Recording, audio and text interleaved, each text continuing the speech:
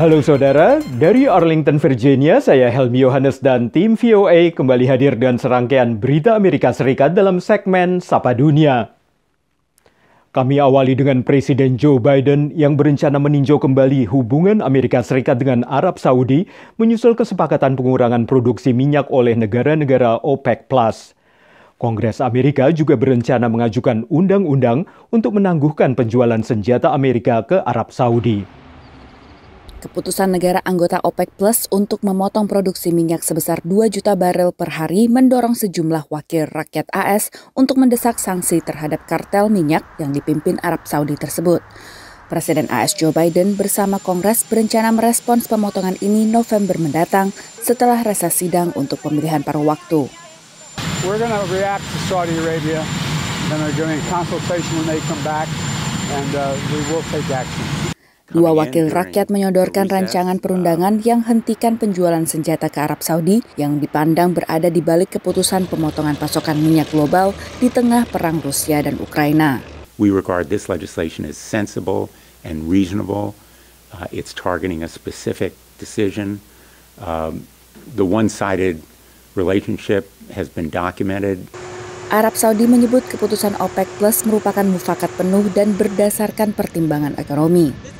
Pengamat menegaskan di bawah kuasa pangeran sekaligus Perdana Menteri Mohammed bin Salman, Arab Saudi bukan sekutu bagi AS. And what the Saudi Crown Prince did to literally undermine the president's political position, certainly with respect to oil prices, weeks before midterms, and at the same time undermine the president's position, international community's position in an effort to isolate Vladimir Putin in terms of his aggression against Ukraine by supporting him politically and economically. Gedung Putih menolak kritik atas kunjungan Presiden Biden ke Arab Saudi Juli lalu dan menyebut kunjungan tersebut menunjukkan komitmen AS terhadap Timur Tengah bukan sekedar membahas isu minyak dunia. Demikian laporan VOA. Beralih ke Albuquerque International Balloon Fiesta yang disebut sebagai acara balon udara terbesar di dunia dengan total lebih dari 600 balon udara dan 700.000 pengunjung selama 9 hari. Para pengunjung datang ke lokasi sejak pukul 4.30 pagi menunggu ratusan balon udara lepas landas pada saat matahari terbit. Tahun ini Albuquerque International Balloon Fiesta masuk tahun ke-50. Dimulai dari tahun 1972 dengan 13 balon udara saja. Kini ada lebih dari 600 balon yang ikut berpartisipasi dari 22 negara. She just loves them. Every morning she says, "Good morning, balloons." So she was really excited to be here. It's always nice to be able to get up close to them. Keseruannya tidak hanya melihat balon-balon terbang, tapi ada juga kesempatan naik balon dengan harga tiket mencapai $600 atau 9 juta rupiah. Mark McSkimming adalah salah satu pilot yang ikut berpartisipasi di festival ini. This is the 31st year I've been doing this, and I have not injured anyone, nor myself, or broken any equipment in those 31 years. And that's not because I'm conservative, it's because I make wise decisions. Is it safe? There are still accidents, there are still injuries, the same way there are with any form of transportation. Aviation is the safest, that's the least amount of fatalities for the miles traveled, and out of all aviation, the safest is hot air ballooning.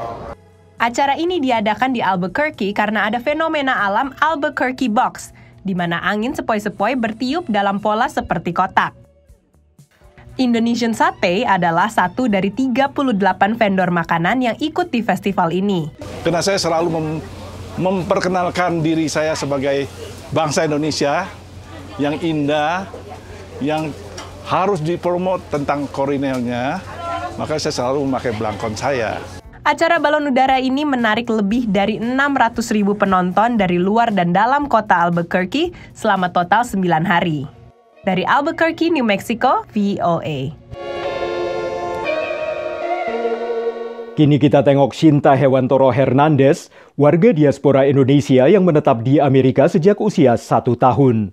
Shinta menekuni bidang pendidikan dan setelah 15 tahun menjadi dosen sosiologi, Shinta diberi kepercayaan untuk mengembangkan pendidikan daring dengan menjadi dekan kampus virtual di Montgomery College di negara bagian Maryland.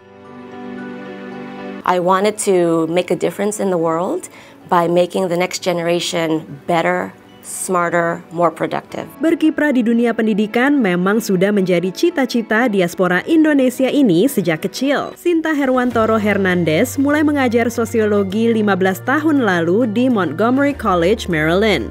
Dan sejak awal 2022, ia menjadi dekan kampus virtual pertama yang bertanggung jawab atas semua kegiatan akademis yang dilakukan secara daring. Sebagai institusi pendidikan pasca sekolah menengah yang terjangkau, Community College tempat Shinta bekerja memberikan akses pendidikan lebih luas bagi berbagai kelompok komunitas. Dia bisa sangat sukses di luar kalau dia mau, tetapi dia memilih untuk menjadi bermakna untuk justru di 60% rakyat Amerika Serikat yang memang imigran dan memang middle class. Dedikasi dan peranan Shinta dalam dunia pendidikan, khususnya pengajaran daring, membuatnya terpilih menjadi satu dari 50 pemimpin perempuan negara bagian Maryland oleh organisasi Women We Admire. Because higher education, colleges and universities, it is very competitive. So we are always thinking about ways to make things different, to make things better,